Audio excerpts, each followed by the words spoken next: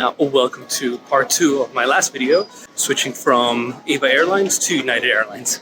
So today I'm flying from SFO to Tampa.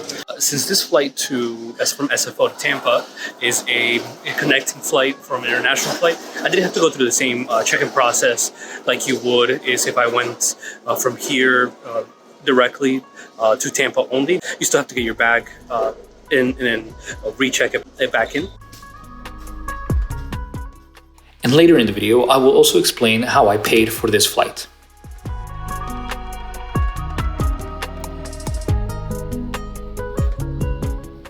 Very surprised that this terminal had a lounge in the first place, because a lounge that wasn't United Airlines, because usually with United Airlines, for a lot of their terminals that they pretty much own, it's United Club Lounge only, and so if you don't have access to them, you're not getting in.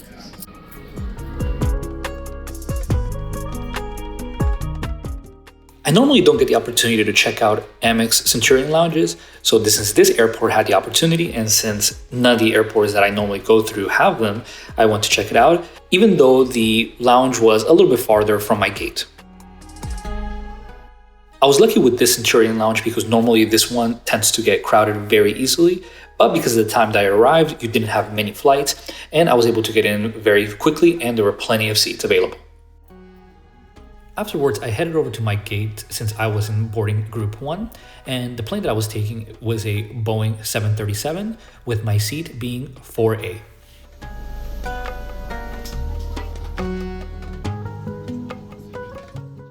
This first class cabin was in a 2x2 configuration and was also very spacious, had a really nice IFE, and right from the beginning, I could tell that it was going to be a much better product than first class domestic on American Airlines that I had flown 2 weeks prior. And because this IFE would connect to Bluetooth, if you have your own headphones, you can use those instead of the airlines. But if you didn't want to watch anything, the Wi-Fi on this plane did work and was free if you have T-Mobile. And for pre-departure beverages, you were either served orange juice or water.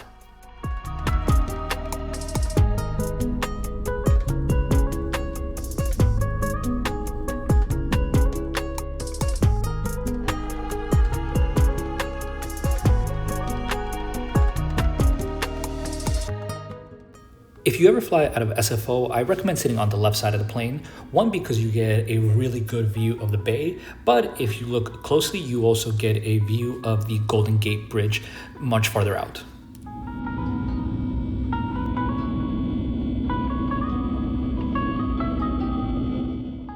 Apart from the underseat storage, I decided to check out what other areas the seat had for storage. One were these pockets that also included the outlets, and each side had its own, as well as on the left side, there was one area where you could put maybe thin items such as a tablet or a laptop.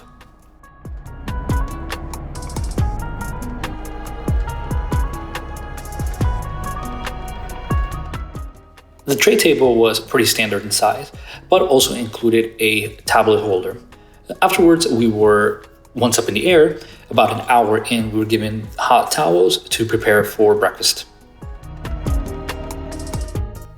And before the food came in, I made sure to connect my Bluetooth headphones so that I could watch while eating. And since I was able to pre-order my meal, which I didn't have that option in American Airlines, I went with one of their specialty items, which was the peach cobbler crepes.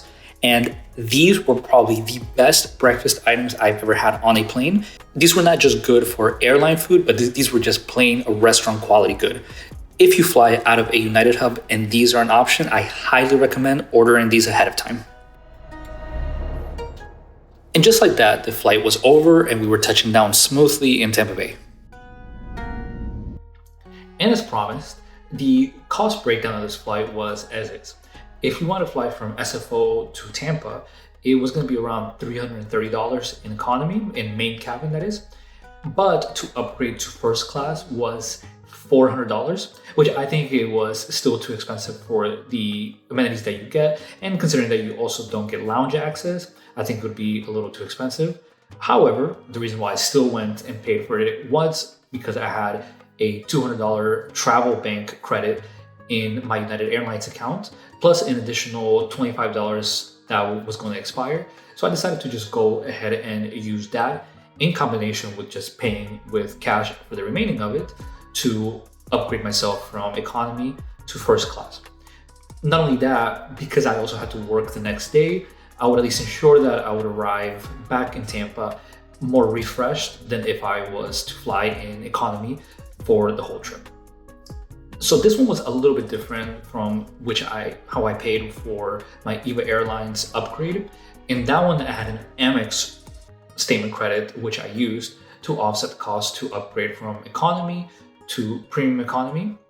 But overall, I mean, both of these flights were really just paid in cash, and there were no secret point redemptions where I'm getting 6 cents per point valuation. These were just simply keeping an eye out on what was available and trying to get a good deal for the money that I was going to be paying. And the obvious must be said again, which one was better, either first class in American Airlines or United? United won on this one in almost every aspect. Besides the chair, which they both were about the same, United's product was much better, much newer, had a better IFE, and the food beat American Airlines by a mile. So if you like this video, don't forget to leave a like and subscribe.